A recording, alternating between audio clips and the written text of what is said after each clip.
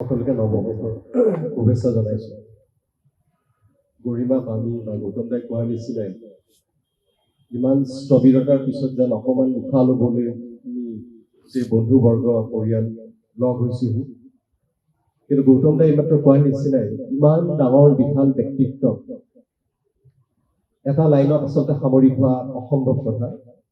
সেইকাৰণে আমি জুবিন গাৰ্গৰ নামত এটা ট্ৰাষ্ট হোৱাটো বিচাৰিছো। ট্ৰাষ্ট হোৱাটো এইটো কাৰণেই বিচাৰিছো কাৰণ গৰিমাই কোৱাৰ নিচিনাই জুবিনৰ ইমান মৰমৰ ঘৰখন সম্পত্তিখিনি যেন যুগ যুগান্তৰলৈকে সংৰক্ষণ হৈ থাকে, আমাৰ পিছৰ প্ৰজন্মই চাব পৰাকে, সেইটো কাৰণে ট্ৰাষ্টৰ অধীনত হোৱাটো অত্যন্তই বাঞ্ছনীয়।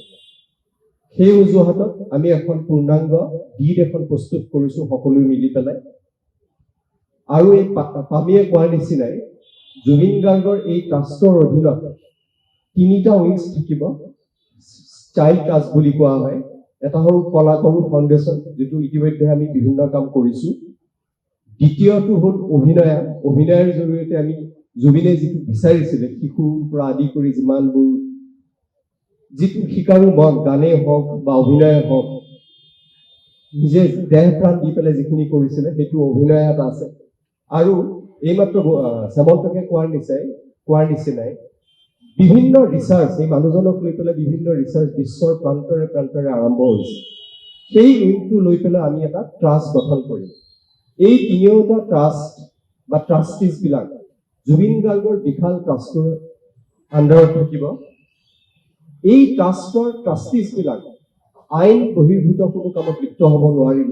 গতিকে আমি সেই মৰ্মে সেই ট্ৰাষ্টিজবিলাক চিলেক্ট কৰিম বা কৰি যাম। 3টা সৰু সৰু ট্ৰাষ্টিজবিলাকৰ বা স্বাক্ষৰকাৰী মিনিমাম 2জন হ'ব লাগিব।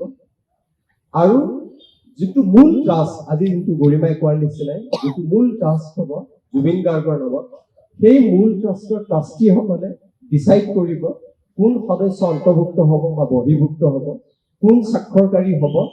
সেই গোটেইখিনি এই জুবিন গাৰ্গৰ নামত হ'বলগীয়া গোটেই ফাউণ্ডেশ্যনটোৱে ৰেডি কৰিব। তাৰোপৰি আমাৰ সপোন আছে যে জুবিন গাৰ্গৰ, আপোনালোকৰো নিশ্চয় সপোন আছে যে আপোনালোকে বিচাৰে জুবিন গাৰ্গৰ এই উন্নয়নমূলক কাম কাজত দিহা পৰামৰ্শ দিয়াৰ কাৰণে ইয়াৰ যিখিনি আমাৰ ইনকাম বা যিখিনি আমাৰ পইচা জমা থাকিব, জুবিন গাৰ্গে বিচৰাৰ নিচিনা সামাজিক কামত 85% এবভ আমি খৰচ কৰিম। তাৰোপৰি যদি কোনোবাই সদিচ্ছাৰে বিচাৰে যে আমি কিছু ডনেট কৰিম বা জুবিন গাৰ্গৰ উন্নয়নমূলক কাম কাজত হাত আগবঢ়াম, তেওঁলোকেও পাৰিব। আৰু তাৰ কাৰণে যেনেকে টাটা ট্ৰাষ্ট আছে, চাই ট্ৰাষ্ট আছে, আমি ইনকাম টেক্সৰ আণ্ডাৰত যিখিনি বেনিফিট দিব পাৰিম সেইখিনিও দিব চেষ্টা কৰিম। অভাৰ এণ্ড এবভ আমি এখন সপোন আছে যে আমাৰ মিনিষ্ট্ৰী অফ হোম এফেয়াৰ্ছৰ পৰাও ৰেজিষ্টাৰ কৰি পেলাই বিশ্বৰ প্ৰান্তৰে প্ৰান্তৰে লৈ যাবৰ কাৰণে, যাতে সকলোৱে এইটো এটা বিশাল বাজেটৰ আণ্ডাৰত আমি কৰিব পাৰোঁ। আৰু জুবিনে বিচৰা গোটেইখিনিক যেন আমি ইকুৱেলি আমি গোটেইবিলাকে লগ হৈ পেলাই সাকাৰ কৰিব পাৰোঁ। আপোনালোকৰ সহযোগিতা অবিহনে অসম্ভৱ। কৰজোৰে আপোনালোকৰ সহযোগিতা বিচাৰিছোঁ। ইয়াৰ পৰাই এই যাত্ৰা আৰম্ভ হওক আৰু পামিয়ে কোৱাৰ নিচিনা এই স্থবিৰতা এইখিনিৰ পৰাই আৰম্ভ হওক। এয়াই আমাৰ প্ৰণাম।